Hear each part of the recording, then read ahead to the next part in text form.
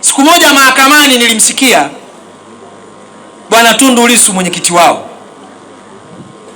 Tundu Lissu alisema hivi: endeleeni na kazi ya kujenga chama, nisiwakute nilipowaacha. Wangapi waliona ile clip? Alikuwa anawaambia viongozi wale wa Chadema, nisiwakute endeleeni kujenga chama. Sasa mimi kwa akili yangu nikasema, huyu mbona kama kashawapa ruhusa, endeni kwenye maridhiano,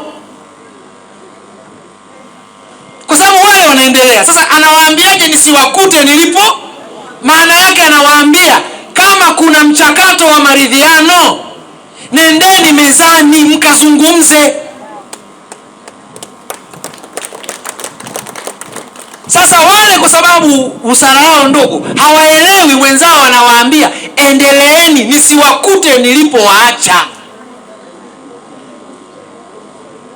Kwa hiyo Lissu anataka maridhiano hayo yafanyike.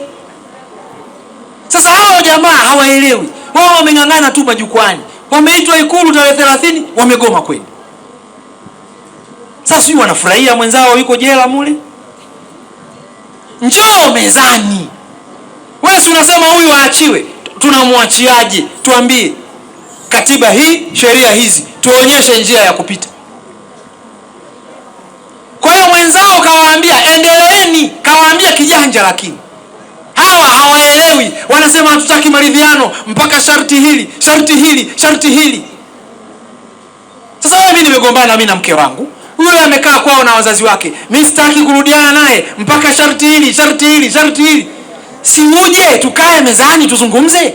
Hayo unayoyasema kule kwenu yaseme mbele ya viongozi wa dini, tukusikilize na wewe utusikilize. Manake mengine ni ya faragha, hatuwezi kuyasema majukwaani.